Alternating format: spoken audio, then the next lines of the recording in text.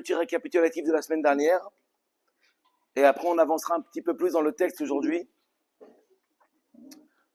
Récapitulatif de la semaine dernière. La semaine dernière, on a parlé de la valeur que l'on se donne, notre valeur personnelle qui ne vient pas de nous-mêmes, mais qui est plus par rapport au regard des gens, à l'aval des autres. On a développé sur ce sujet-là, on va encore un petit peu parler de ça aujourd'hui, et on va avancer dans le texte Bezrat Hashem. On a parlé de la gravité dans notre génération, que c'est notre écran qui fait notre valeur, nos nombres de vues ou nos likes, ou alors tout simplement ce que les gens y pensent de nous, le regard des autres sur nous. Et c'est comme ça qu'on a pris l'habitude de nous regarder nous-mêmes. L'Admour Hazaken, il vient, il nous dit, Tania, on a appris dans une braïta, on a déjà appris. Tania, on a déjà appris. On a expliqué qu'effectivement, on a tous déjà appris cette chose-là, quelque part, qui est cachée au fond de nous, peut-être l'ange qui nous a enseigné la Torah, et c'est notre possibilité de reconnaître le Hémet quand on l'entend. Et tout ce qu'on va apprendre au fur et à mesure, ce sont des choses qu'on a déjà à l'intérieur de nous, et quand on va les apprendre, ça va nous paraître logique. Seulement qu'on a posé le doigt dessus, tout simplement.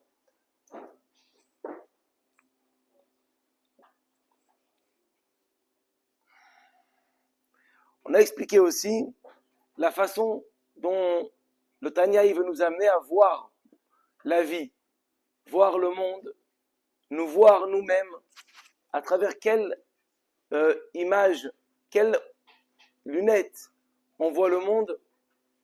Et très souvent, on a une vision erronée du monde ou de la situation. Et il va nous expliquer doucement comment essayer de voir le monde pour pouvoir vivre dans ce monde-là tranquillement finalement. Et se détacher de l'aval de notre entourage. On va voir sans faire attention l'impact que ça a sur nous finalement. Alors est-ce que Bémet, je me connais? On a expliqué ce que le Rav Kook il a dit, qu'avant tout le Tanya c'est le mappa, la carte de ce qu'il y a à l'intérieur, ce qui nous permet de nous connaître. Alors aujourd'hui on va peut-être pas apprendre qui on est Bémet, mais on va déjà apprendre qui on n'est pas. Et qu'est-ce qu'on devrait voir de nous-mêmes. On a parlé aussi de Eitan, le Tanya, c'est les mêmes lettres que Eitan. Eitan ça veut dire la force. On a Eitan, et ben voilà. Cette manière on a parlé que de toi. Et de nous, le niveau de l'âme le plus fort, il est appelé Eitan, puisqu'il représente la force. Au lieu de s'identifier à ce que les gens y pensent de nous, ou du regard des autres, on doit s'identifier à ce qu'on est nous-mêmes, de l'intérieur. Regardez le monde, pas de l'extérieur vers l'intérieur. Regardez nous-mêmes, pas de l'extérieur vers l'intérieur, mais de l'intérieur vers l'extérieur. Et c'est beaucoup plus sain, beaucoup plus pur, et ça fait beaucoup moins de dégâts de regarder le monde comme ça. C'est ce qu'on a vu un tout petit peu et on va développer sur ça aujourd'hui. Tout d'abord, on a expliqué que l'Admour Hazaken, il appelle son livre L'Ikouté Amarim, c'est un recueil de propos. Et il vient et il dit, je développe ce qui est déjà marqué dans le Zohar, dans la Kabbalah du Hari HaKadosh. Alors, quelle différence il y a entre la Kabbalah et la Chassidoute? On compare les différentes parties de la Torah en différents aliments. Alors, on appelle, il y a le pain de la Torah, c'est Shas et Poskim, c'est ce qu'on a la Halacha, la Gemara, sans ça on ne peut pas fonctionner. Il y a encore d'autres niveaux, on ne va pas tous les citer. Il y a la Kabbalah. La Kabbalah, c'est le vin. Nichnas yain yotze sod. Le vin. Tu bois du vin, tu sors le secret. Le secret de la Torah s'appelle le vin. Où est la place de la Chassidoute? Alors, ça fait plaisir aux Tunisiens. La Chassidoute, on la compare à l'huile. Ouais. Et l'huile, la particularité de l'huile, c'est qu'elle revient toujours vers le haut. Elle remonte toujours vers le haut. L'air de dire, certes, ça vient rien inventer, mais ça vient te montrer un visage différent de la Torah. La même Torah, les mêmes écrits, il n'y a rien qui... Mais un autre regard. Exemple, la Kabbalah, elle nous propulse vers le haut. C'est-à-dire que quelqu'un qui étudie la Kabbalah et qui comprend la Kabbalah, parce que la lire, c'est bien, ça fait beaucoup de bien, et si on ne la comprend pas, ça ne va pas avoir un effet sur nous. Comprendre la Kabbalah, les gématriotes, les noms de Dieu, généralement les kabbalistes ont un point en commun. Ils sont tous surélevés. Ils ne sont pas avec nous, ils sont, tu vois, par exemple, le Rav Kadouri, le Baba Saleh, ces grands maîtres-là, ils étaient, tu sens qu'ils sont des hommes détachés du monde. Détachés du monde. Tu vas voir le Rav Amos, il est détaché du monde. La Kabbalah, elle a pour effet de monter l'homme vers les cieux.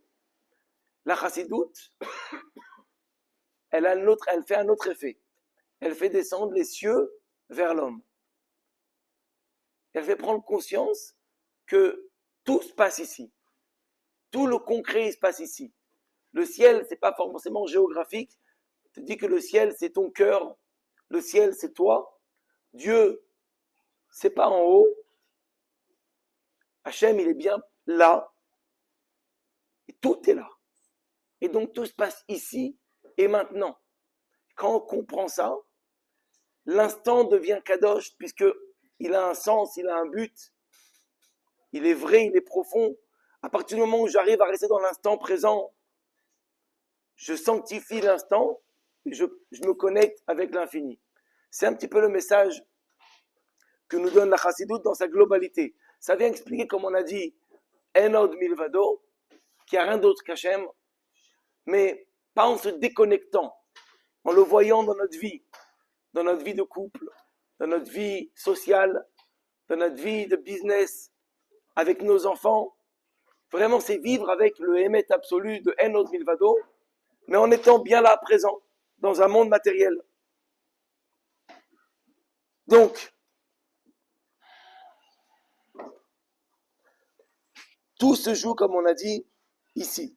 Et on va essayer de regarder son être à partir de notre Eitan, de cette force-là, la force profonde du Tanya, de Eitan, les yeux de la Neshama. Ça veut dire qu'on va plus regarder, on va plus se regarder face au regard des gens, mais on va se regarder tel que Dieu il nous regarde, tel qu'on est Béhémet. Et on va essayer de développer un petit peu. On va revenir un peu plus tard sur ça dans le détail. Tout d'abord, on va essayer d'expliquer un petit peu. Qu'est-ce qui va se passer dans notre vie? Alors ça peut être maintenant ou plus tard, mais ça arrive tôt ou tard. On va pas faire un tour de table, mais peut-être s'il y en a un. Est-ce qu'il y en a un parmi nous qui a jamais eu un coup de cafard? Qui a jamais eu un coup de rasra? Je pense qu'on est tous d'accord. J'aimerais qu'on développe aujourd'hui ensemble d'où est-ce que ça provient, ce coup de cafard là, d'où est-ce qu'il vient? La rasra, elle vient d'un coup. D'où est-ce que ça vient? D'où est-ce que ça sort de où chez nous? Et comment on remédie à ça? Ça veut pas dire on est tous angoissés ou on est tous, mais pour pouvoir être dans ce monde-là et vivre avec une joie de vivre, en sachant que chaque moment il est fort, il est important, il faut savoir quand il y a un bug à l'intérieur, d'où est-ce que ça vient? Et tout simplement, ça vient du fait qu'on s'est éloigné de nous-mêmes. On s'est éloigné de notre Eitan, de ce Tanya, de cette force intérieure, de notre vraie identité. Et on s'identifie par rapport au regard des gens. Et on va essayer de développer un petit peu. Quand je comprends ça, quand je comprends ce point-là, exemple, quand toute ma vie, vous allez voir qu'on est tous comme ça. Il y en a qui, ça se voit plus, il y en a qui ça se voit moins, mais on est tous comme ça.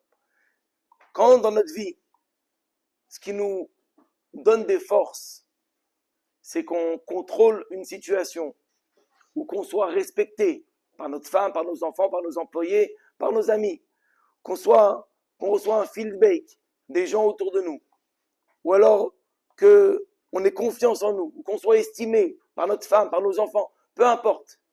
Et que c'est ça qui va faire de nous des personnes épanouies, ou joyeux, ou bien dans leur peau. Finalement, on fait dépendre, comme on a dit déjà, notre bien-être par rapport à leur estime, par rapport à leur confiance, par rapport à tout cela. Et ça même, ça va nous éloigner de nous-mêmes. Parce que finalement, notre joie de vivre, notre état d'esprit dépend des autres. Donc je suis plus avec moi-même, je dépends de l'autre. Et à un moment, ça me rattrape. Le coup de cafard, c'est quand ça crie à l'intérieur. Oh, réveille-toi, regarde-moi. Où tu vas chercher ailleurs ce que tu peux trouver ici.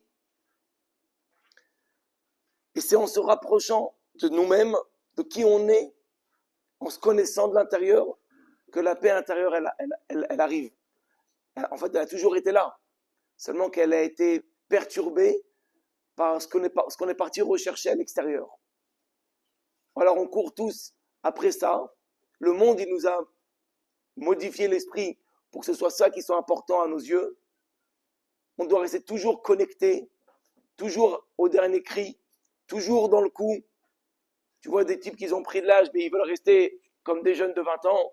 Tu vois des jeunes de 20 ans ils savent plus comment s'exprimer, il faut qu'ils soient partout, il faut qu'ils soient toujours avec tous les copains, ils ont plus, etc., etc. On n'a pas besoin de développer plus que ça. Finalement, le monde, il nous pousse, malheureusement, à nous déconnecter de nous-mêmes. Et l'Admor Hazaken, il vient, il nous dit, je voudrais aujourd'hui vous faire comprendre qui vous êtes. Alors venez, on passe ensemble maintenant. Avant, on rentre dans le texte un petit peu.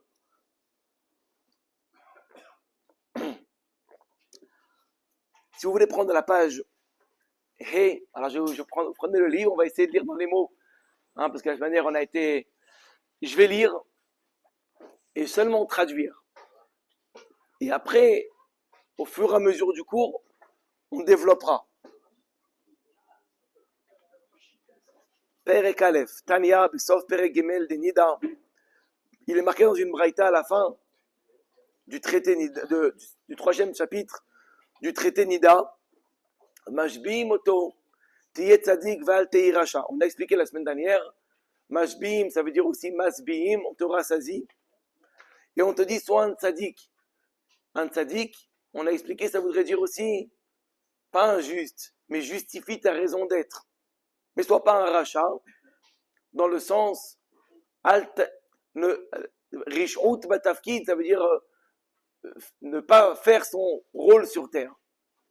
Mais après, il y a aussi le sens tzadik et rachat. Après, il a dit comme ça. Va filu kol haolam kulo omrim lecha tzadik. Ça, c'est la braïta qui dit ça. Ata, yeh be'enecha keracha. Si tout le monde te dit t'as un tzadik, toi, sois à tes yeux comme un rachat. C'est ce qu'on dit à la Neshama quand elle descend dans le monde. On lui fait jurer d'être ça. Là, il pose une question. Vetzarich la'avin. C'est quoi cette histoire-là? Pourquoi je dois me regarder comme un rachat? Dehat nan. Voilà que c'est marqué dans le Perek Bet de Masechet Avot. Val tei rachat bifnei atzmecha. Ne sois pas à tes yeux comme un rachat. Alors quoi, il y a une contradiction. Ou je suis comme un rachat, ou je ne suis pas comme un rachat. Vegam, im yeh be'enav kerasha, ira levavo, ve'yatzev, ve'lo yochal la'avod et Hashem besimcha ve'tov levav. Si tu me demandes de me regarder comme un rachat, mais je vais avoir le cœur brisé, je ne vais pas être bien dans ma peau, et je ne vais pas servir Dieu dans la joie, puisque toi tu me dis de me regarder comme un rachat. Mais c'est déprimant comme situation. D'un autre côté, im lo irae levavo klal misé. Si par contre tu te regardes pas comme un rachat du tout, ou tu n'as pas peur de devenir un rachat, alors, yachollah voler des caloutes, tu vas voir tout léger. Ah, c'est bon, c'est pas grave, de toute façon, on est fichu. De toute façon, il n'y a rien à faire. Et donc, tout va devenir léger. Donc, c'est quoi? Qu'est-ce qu'on doit faire? Regardez comment ça dit, qu'on est comme un rachat. Bon, question qu'on met en suspens. Achaïnian. Venons, on rentre dans les définitions parce que ça veut dire quoi être un tzadik, ça veut dire quoi être un rachat? Kihine matsinu bagmara, on a vu dans la Gemara, hey chalukot. Il y a 5 définitions. Il y a le tzadik vetovlo, tzadik veralo, racha vetovlo, racha veralo, benoni. La Gemara donne 5 significations de personnages. Les deux, Tzadik Veralo, c'est un Tzadik à qui il arrive des galères. Tzadik Vetavlo, c'est un Tzadik qui est bien dans tous les domaines. Racha Veralo, c'est un type qui a des galères. Racha Vetovlo, c'est un Racha qui est bien dans sa vie, financièrement, dans sa vie matérielle. Et Benoni, c'est un type qui est entre les deux. Ça, c'est la définition de la Gemara. Alors, je vais lire sans traduire, parce que tu viens de le dire. Ou Pirshu Bagmara, Tzadik Vetovlo, Tzadik Gamour, Tzadik Veralo, Tzadik Sheno Gamour, Veraya Mehemna, ça, c'est ce que la Gemara dit. Archa, Veraya Mehemna, dans le passage du Zohar, maintenant, on n'est plus dans la Gemara. Pour l'instant, il n'y a rien de nouveau. Maintenant, il ramène un Zohar. Le Zohar, il dit là-bas, la parashat Mishpatim, Tzadik Veralo. Un Tzadik Veralo, c'est ce que c'est un Tzadik Veralo? C'est un Tzadik Shahara Shebo Kafouf Latov. En fait, il veut nous dire comme ça. Le Zohar, il dit, regarde, tout va se jouer par rapport à qu'est-ce qu'il a, qui est la personne dans son intériorité. C'est pas, quand je dis Tzadik, qui dit le Zohar, je parle pas on dit à tout le monde, hey, t'es un Tzadik, toi. Est-ce que ça veut dire que je suis un Tzadik? C'est ce qu'on appelle un nom d'emprunt.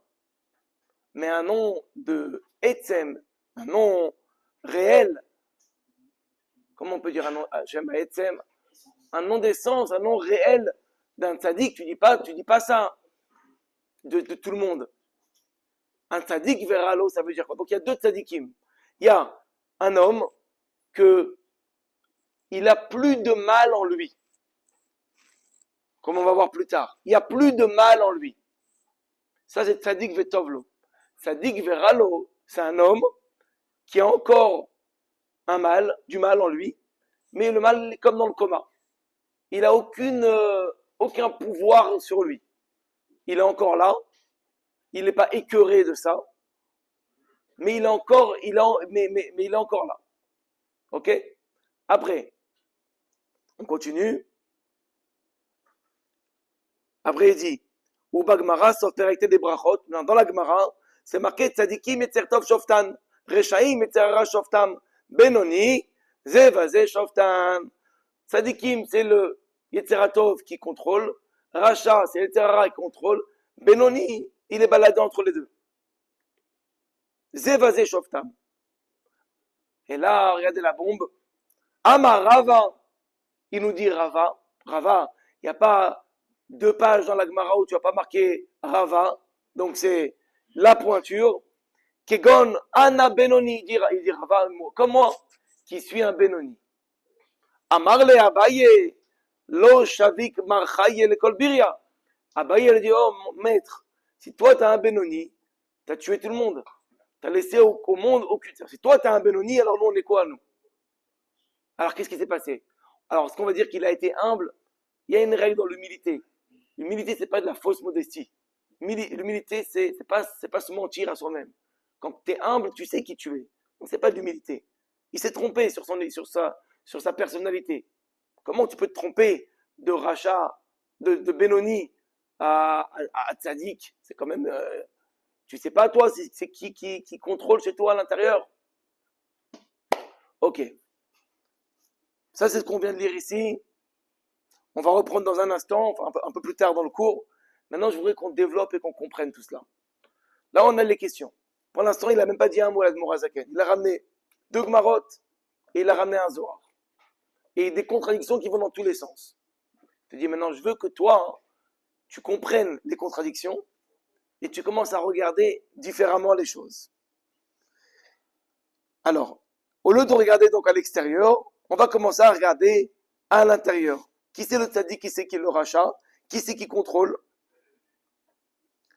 Et comment regarder à l'intérieur et ne plus dépenser son énergie à essayer de comprendre, à essayer d'être quelqu'un qu'on n'est pas, mais plutôt de se concentrer sur qui on devrait être.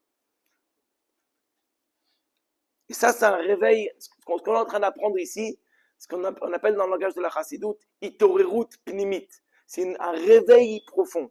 C'est-à-dire que le travail qu'on fait maintenant, c'est ce qui va venir baser notre avodat Hashem. Ça veut dire qu'on va baser notre avodat Hashem sur une vraie vision de la vie.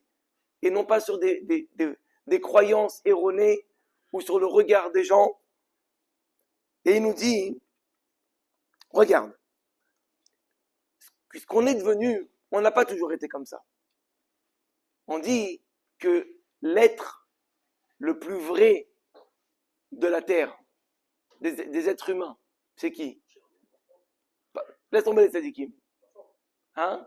Un enfant. Je t'aborde chez moi. Un bébé. Un bébé, alors au début il est connecté à sa source. Il sort et là, il commence à devenir une créature indépendante, une fois qu'on a coupé le cordon. Le fait de devenir une créature indépendante, ça lui fait devenir finalement de plus en plus séparé. Regardez bien, un enfant, un bébé, il ne pleure jamais pour rien. Moi, je me rappelle quand on avait des bébés, ma femme, elle avait appris le langage des bébés. C'est choquant, c'est un langage, il n'y a pas beaucoup de mots, hein, mais en fonction des pleurs, il y a un pleur plus aigu, ça veut dire j'ai soif, un pleur plus aigu, ça veut dire ça me gratte, un pleur, il n'y a pas de il pleure pour rien. On commence à pleurer pour rien quand on grandit, quand on se sépare de notre source, quand on dépend des autres, quand la définition de mon bien-être est entre les mains de mon ami, mon voisin, mon collègue, mon patron, ma femme, mes enfants. Alors là, je vais pleurer. Et ça se passe que, en fait, quand il naît l'enfant, il est dans la pureté absolue. Et tu le vois, il rigole tout le temps. Et même quand il pleure, un instant après, il rigole. Ou même quand il pleure, il peut rigoler en même temps quand tu le fais rire. Il n'est pas figé.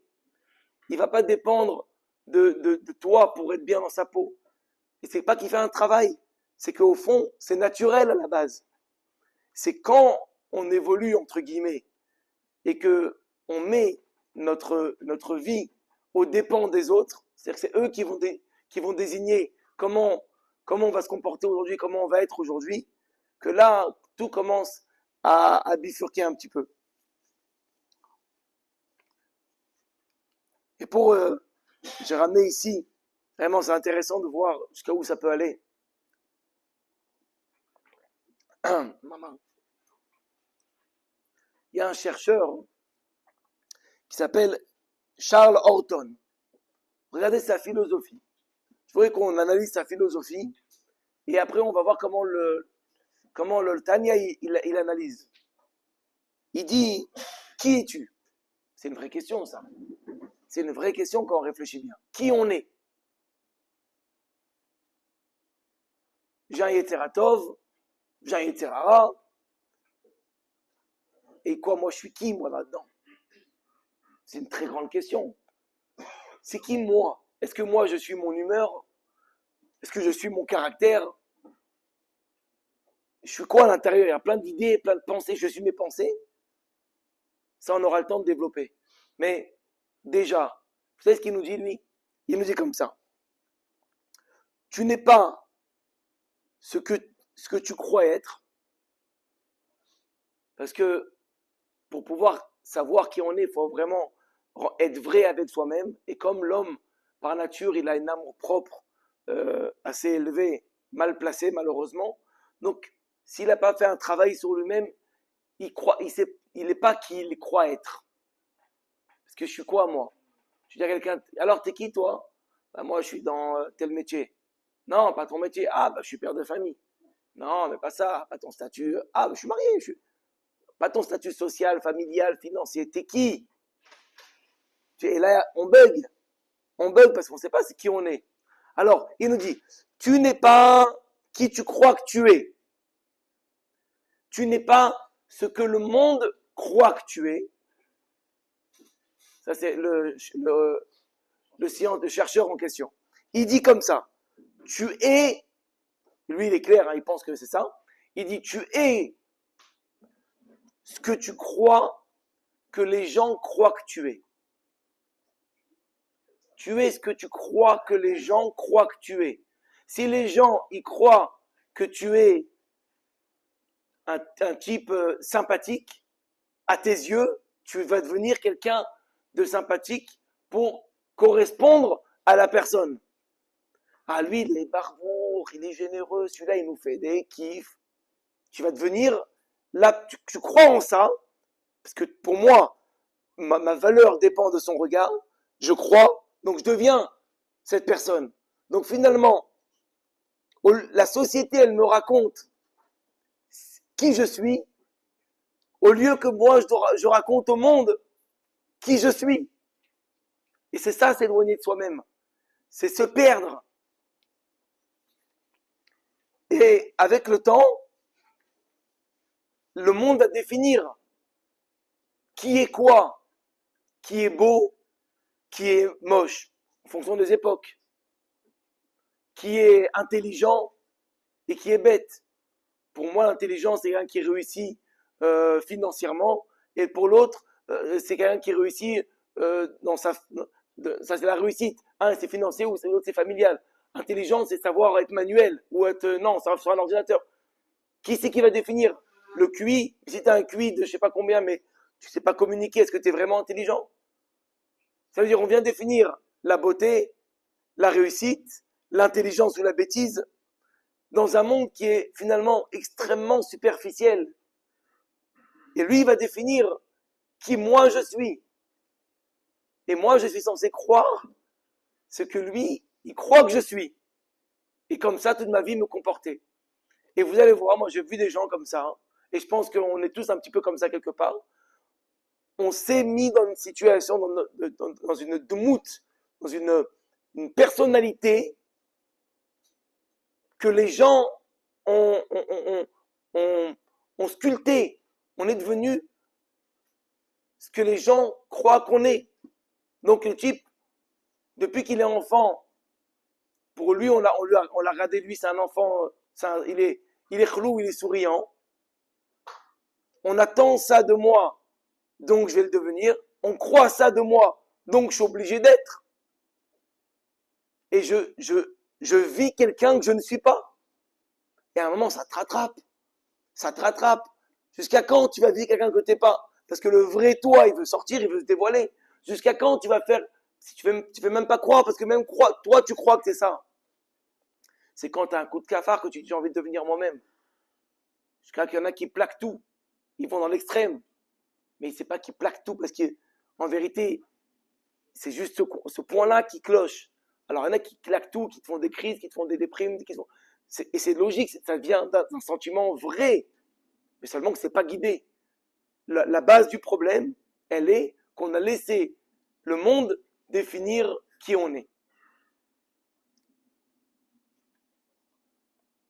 Et là, tu peux voir des gens qui vont se comporter d'une certaine façon, comme cette personne-là qui va voir son psychiatre, qui n'était pas bien du tout, qui n'a pas de joie de vivre. Son psychiatre, il lui fait une ordonnance. Il dit allez voir le spectacle, il y a un super spectacle, vous allez rigoler, ça va faire du bien.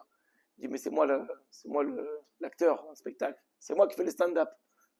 Ça veut dire finalement, t'es devenu un blagueur, ou t'as l'air d'être un homme hyper en confiance en toi. T'es là, tu charries tout le monde, t'es toujours là, t'as la première réplique. Mais BME, tout ça, c'est venu de la croyance. Tu crois ce que les gens croient de toi. Et donc tu deviens cette personne-là. Mais tout ça, ça vient d'un vide, d'une peur de ne pas être à la hauteur, d'une peur de ne pas être qui on attend que je suis. Et c'est fatigué. Tu te rends compte de devoir toujours faire des blagues. Mais tu rentres à la maison, t'es crevé, tu as envie de frapper ta femme. Tu la supportes plus. Parce que tu as donné toute ton énergie à l'extérieur. Tu as été bon à l'extérieur, alors que tu n'avais pas envie de l'être. Tu donnais une fausse image de toi par rapport à ce que les gens ils attendent de toi. Mais tu rentres à la maison, tu es épuisé, tu n'as pas un gramme de bonté à donner. Parce que tout ce que tu avais, tu l'as sorti de la mauvaise façon. Alors, il dit Admor Hazaken, tu veux étudier mon livre, fais le vide. Comme la Gemara le raconte sur un des grands maîtres qui a voulu apprendre la Gemara dans le Yerushalmi. Alors il dit, il a dû jeûner des jours et des jours pour vider son esprit de la Gemara de Bavli qu'il a appris, de Babylonie. Il a dû tout vider, faire le vide, devenir une feuille de papier blanc et réécrire un nouveau scénario d'une nouvelle vie, d'une nouvelle perception qu'on pourra juger par la suite, de sentir si on sent que c'est pour nous, émettre, ou si on n'arrive pas à accrocher, qu'on doit encore creuser.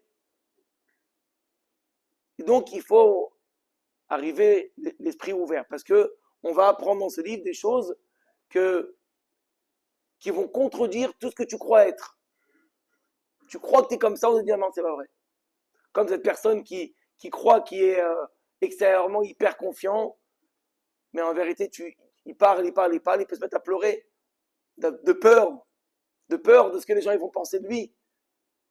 Donc c'est de la confiance ou c'est de la protection, c'est une armure qu'on a mis.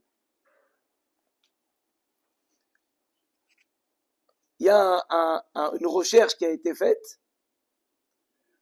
Quelle est la chose qui définit et qui rend heureux les gens? Alors on aurait pu croire la santé. Qu'est-ce qu'il va prendre? Qu'est-ce qu'on dit? Aïkar Abriout. Ou l'argent? Tu peux manger le soir, t'es content quand même. Un toit sur ta tête? Non. Qu'est-ce qui rend heureux les gens? C'est comment la société me perçoit. C'est ça le moteur de chacun d'entre nous. Comment la société nous perçoit. Comment les gens nous perçoivent. C'est même pas mauvais. On n'a pas une mauvaise attention quand on fait ça. Vous savez quoi, encore plus loin? Même les choses qu'on fait automatiques. Un type qui se réveille le matin, qui fait un petit café à sa femme tous les matins, même ça va définir sa personnalité. Si l'Oalen ou Chavé Shalom, sa femme, elle meurt, la première chose qu'il va faire, c'est que le lendemain, quand il va lui faire son café, il va pleurer. Alors lui, il va croire parce qu'elle est morte. Et donc, elle lui manque. Mais non, elle est partie hier. Comment elle te manque? Parce pourquoi tu pleures? Parce que je ne sais plus qui je suis, en fait. Même mes habitudes, c'est aussi une façon de me construire. Et quand je perds mes repères, je perds. Chez moi, à l'intérieur, ça bouge. Mais nous, on te dit, à l'intérieur, ça doit être fixe. C'est ça, Ethan. À l'intérieur, c'est solide.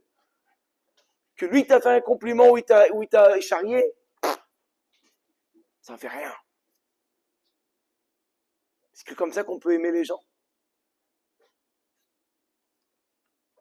Alors là, il va nous dire comme ça. Donc on a expliqué le tzaddik, c'est quoi, le rachat, c'est quoi. Bon, maintenant il nous dit, regarde, venons, on s'arrête avec ça maintenant, parce qu'il faut faire une distinction.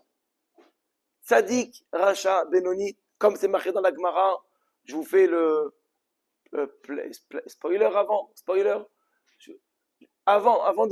En deux mots, on va voir ça dans le 10e Pérec qui va développer ça.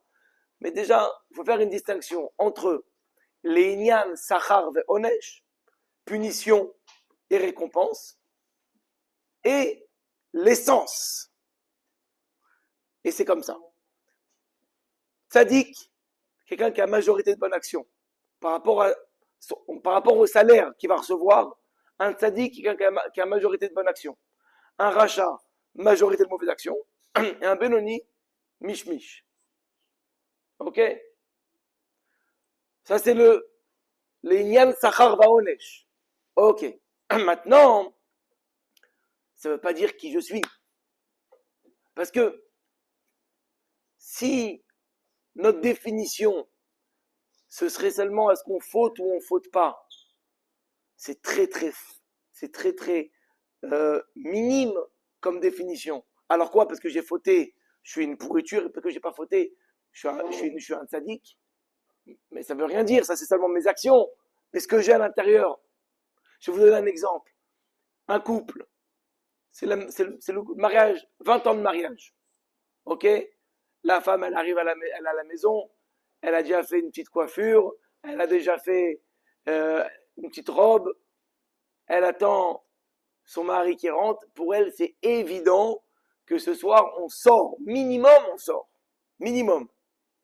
Elle n'a même pas parlé de ça avec lui. Lui, il rentre. il s'assoit, il y a un truc à bouffer. Il rase le frigidaire, il n'y a rien à bouffer. Bon, il grogne pas trop, il se fait un truc. Il se prend pour un grand, parce qu'il a rien dit. Bon, il s'est pas énervé. Bon, c'est un truc à manger, il mange, il va se doucher. Sa femme, elle regarde la scène, elle a le cœur brisé, elle a envie d'exploser, mais elle dit rien, elle va voir jusqu'à où ça va aller. Il va se doucher, elle le voit, il se met en pyjama, il va au lit. Chérie, je suis crevé, je vais dormir. Elle est éteinte de l'intérieur. Le matin, elle tire une tronche. Qu'est-ce qu'il y a, chérie? Qu'est-ce que j'ai fait? Qu'est-ce que j'ai fait encore? Qu'est-ce que j'ai fait? Comment, qu'est-ce que t'as fait? T'as rien fait, c'est ça le problème avec toi, t'as rien fait. Quoi, qu'est-ce qu'il y a? C'est nos 20 ans de mariage hier, t'as pas honte, je comprends pas. Le 20 ans de mariage, là, il devient blanc, il dit, oh purée, t'as raison, 20 ans de mariage, j'ai pas pensé, chérie, excuse-moi, Mérila. Oh là là, j'ai occupé le bureau, j'ai la tête comme ça, je m'excuse. Il va le matin, il revient avec un bouquet de fleurs comme ça l'après-midi, il lui fait une table, il fait un bien dîner aux chandelles, il demande pardon. Et là, la femme, elle dit, ok, d'accord, mais comment t'as pu oublier? T'étais où? Ta tête, elle était où? Comment t'as pu oublier nos 20 ans de mariage, 20 ans de vie commune? Comment t'as pu oublier ça? C'est ça qui me fait mal. Ok, tu m'aurais pas acheté de cadeau, mais t'aurais pas oublié, ça aurait pas été pareil. T'as acheté un cadeau, mais t'as oublié, la cicatrice, elle est encore ouverte. Comment t'as oublié? C'est comme quand un enfant, il rentre de l'école avec une mauvaise note. Est-ce on est en colère pour la mauvaise note? C'est pas vu que ça va l'aider dans sa vie la bonne note. Mais moi, ce qui me gêne, c'est mais t'as pas envie d'apprendre. T'as pas envie de savoir. Ça t'intéresse pas. Mais t'étais où à l'école pendant que la prof elle enseignait? Ok, t'arrives pas à comprendre, t'as peur des contrôles, t'as des mauvaises notes, ça me dérange pas. Mais t'étais où? C'est ça la question en fait. T'es où? La vraie question qu'il nous demande l'Admour Hazaken, c'est pas combien de mitzvot t'as fait, la longueur de ta barbe ou la taille de ta kippa. T'es où? T'es où? Ça veut dire que si dans les faits et dans l'action, tu es là, t'agis, mais t'es pas là, alors t'es où? La connexion. C'est ça le point principal. On va développer un petit peu. Regardez un petit peu dans la Chassidoute, vous allez vous apercevoir que jamais, même si c'est magnifique, on ne peut pas lui enlever ça, par exemple au Chafetz Chaim, le livre Shmirat HaLashon, Kodesh Kodashim, mais dans la Chassidoute, vous ne verrez pas des lois de la Shonara. Il n'y a pas, ça ne veut pas dire que c'est faux, hein. Le chemin il est un petit peu différent. Il n'y a pas de, c'est pas qu'il n'y a pas de loi de la Shonara, elles sont là, elles existent, on doit les appliquer. Mais on ne va pas te faire un cours sur le Lashonara. On ne va pas te faire un cours sur Shmirat HaEnaim, sur le fait de ne pas regarder n'importe quoi. Pourquoi? Il y a très peu d'endroits là et là. Pourquoi? Parce que tout comme on a expliqué au tout début, le chemin de la Chassidoute, c'est un chemin qui est long, mais qui est court. Parce que tu peux mettre un gros coup de pression sur Shmirat HaEnaim ou sur la Shonara, en me disant que ta langue va se pourrir de verre et que tu vas, je sais pas quoi. Sur le coup, tu m'as mis un gros coup de pression. C'est vrai. Je tremble. C'est vrai. Mais demain, ça va faire quoi? J'aurais oublié le coup de pression. Jusqu'à quand ça va me faire peur les verres? Pour moi, c'est du chinois. Il dit à Admour Hazaken, c'est pas ça le problème. Tu sais pourquoi tu es parti parler sur lui? C'est parce que tu as pensé sur lui. Tu sais pourquoi tu as pensé sur lui? C'est parce que tu te sens séparé de lui. Tu oublies qu'en vérité, les Juifs, on est tous une seule et même entité. Et tu sais pourquoi tu as pensé séparé de lui? Parce que tu te sens séparé de Dieu. Et l'Admour Hazaken, il va essayer d'aller chercher là, et encore plus loin, jusqu'à te montrer à quel point tu fais un avec Dieu. Et après, quand tu vas voir un Juif, tu vas voir Dieu. Et tu ne peux pas parler de lui. Tu veux parler que de toi. Que tu n'as pas accepté, que tu as eu mal avec ça. Mais sur lui, tu ne vas pas le juger. Tu ne veux plus parler de lui. Tu comprends que tout est Hashgacha pratique, puisque tout est Hachem. Et en fait, c'est ça le derrière. C'est là où est-ce qu'il veut nous permettre d'arriver. À la source de chaque chose. Pourquoi tu n'es pas Bessimcha? Pourquoi tu as des déceptions? Regardez quand par exemple, il nous dit, l'Admour Hazaken, quand il veut développer le lien du Benoni. Alors on a parlé du tzaddik, que lui il est au top du top. D'accord? Tzaddik Gamour, il a plus d'Yetzerara, pardon. Tzaddik chez nos Gamour, il a Yetzerara qui est dans le coma. Nous on les voit pas, on voit pas la différence. Nous. Pour nous c'est Kodesh Kodashim. Le Benoni. Alors le Racha, c'est quoi le Racha? Il dit l'Admour Hazaken dans le Tanya, on va développer par la suite. Le Racha, c'est quelqu'un qui peut faire une Avera et qui fait une Avera. C'est-à-dire qu'il n'est pas en connexion constante. Le Tzadik est en connexion constante. Le Racha, il peut se déconnecter de son Emet, du Emet. Alors le Benoni, il dit Rava, Ana Benoni. Moi, je suis un Benoni. On lui dit, mais Rava, avec tout le mérite qu'on te doit, là, tu vas un peu loin. Si toi, t'es Benoni, on est tous morts. Alors, c'est quoi Benoni? Regardez Rava. Comment il a pu se tromper? La Gemara, elle dit, Lo pasik pume migirsa. Il ne s'est jamais arrêté de parler de Torah. Comme David Ameler. Jusqu'à tel point que la Gemara, elle raconte qu'il y avait une discussion dans les anges, dans le Gan Eden en haut. Ils voulaient savoir sur quelque chose s'il était Tahor ou Tamé. Il n'y avait pas de réponse. Ils ont dit le seul qui peut donner la réponse, c'est Rava. Il est en bas. Il faut le ramener. Ils ont envoyé l'ange de la mort. Pour le ramener, ça y est, la fin, c'est fini, c'est qu'on a besoin de toi en haut. L'ange de la mort, il n'a pas réussi à le tuer. Pourquoi? Parce qu'il ne s'est pas arrêté de prononcer des mots de Torah. Et lui, il va dire, alors que c'est marqué, que celui qui est... Comment tu peux te tromper? Comment tu peux te tromper et dire que tu es un Benoni? Le Benoni, c'est quoi? Le Benoni, c'est un joueur de ping-pong.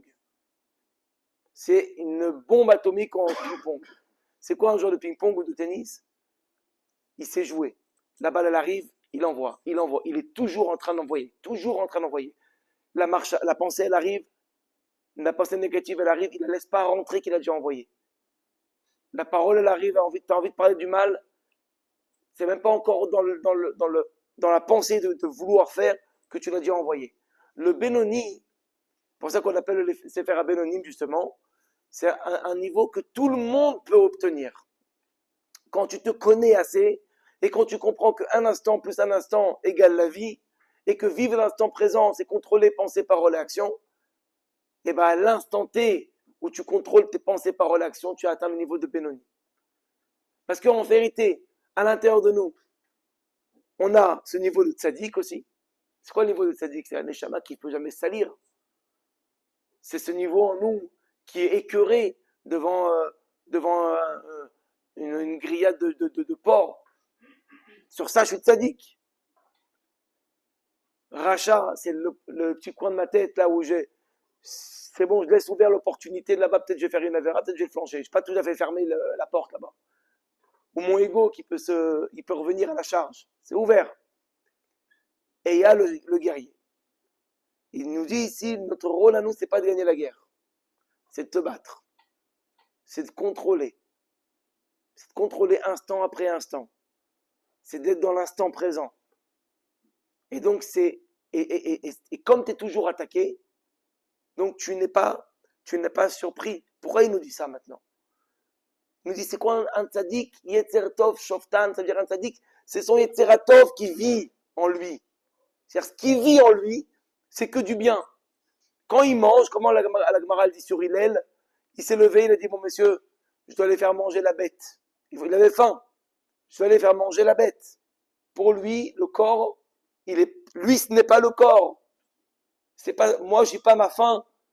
Moi je suis divin. Et le corps, il a une demande que je vais nourrir. Tu te rends compte? Il a la zaken.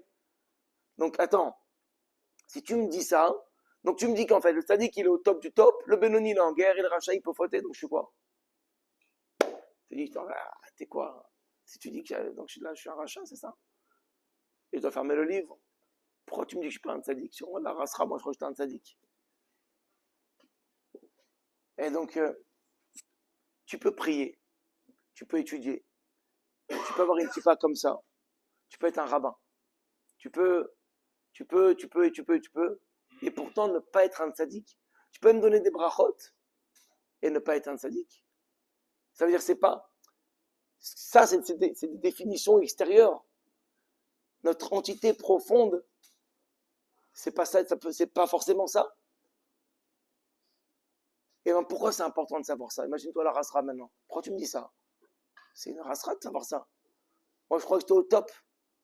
Je prie le matin en minyan, je fais des tudis, je fais de la zdaka, je me renforce. Et tu me dis que je suis pas un tzaddik, et en plus de ça, tu m'ouvres la porte pour dire je suis en vérité, je suis un rachat en quelque sorte. Dans la vision profonde, dans ce que tu as à l'intérieur, et quand tu laisses une ouverture à une faute, c'est-à-dire que tu es ouvert à une proposition de faute. Donc tu n'es plus connecté. Comme tu n'es pas en connexion constante, en profondeur, oui, tu es un rachat. Alors pourquoi tu me dis que tu es un tzaddik? Que tu n'es pas un tzaddik? Même si extérieurement, on pourrait croire ça. J'ai tout la panoplie. Ça m'a rien coûté. 5 shekels, gratuit. J'ai toute la panoplie, gratuit. Et je peux le faire bien, tout bien. Mais ça ne veut pas dire que, ça ne veut rien dire du tout ça. C'est juste, ça ne veut pas dire que c'est pas important, l'aspect extérieur, l'étude, l'action, tout ça, c'est à son importance. Mais ça ne définit pas qui est l'être profond. Maintenant, pourquoi c'est important de savoir ça? Parce que quand tu crois, imagine-toi, quelqu'un qui sert Dieu avec le but de devenir un tzaddik, de devenir cette dimension d'idéal, de perfection. Tu étudies la Torah comme ça, tu es à un cours, machin, tu es chaud, tu es bouillant, tu sors dehors, ou même pas dehors, hein, tu prends ton téléphone, il y a une image qui vient et tu es tout perturbé. Je comprends pas, j'ai fait 1h30 d'études, j'étais vraiment chaud. En une image, je sais plus où je suis, je vais flancher. Ça peut être ça, ça peut être plein de choses. Alors quoi? Mais ça me déprime ça. Quoi, j'ai monté. J'ai étudié ça. Je connais plein de trucs et je me sens vide de l'intérieur. Je me sens qu'en vérité, moi à 20 ans, moi à 40 ans, je suis le même. J'ai les mêmes envies, les mêmes pulsions. Alors quoi, c'est un déguisement? Et donc il lui dit, mais non mon frère, c'est pas du tout ça.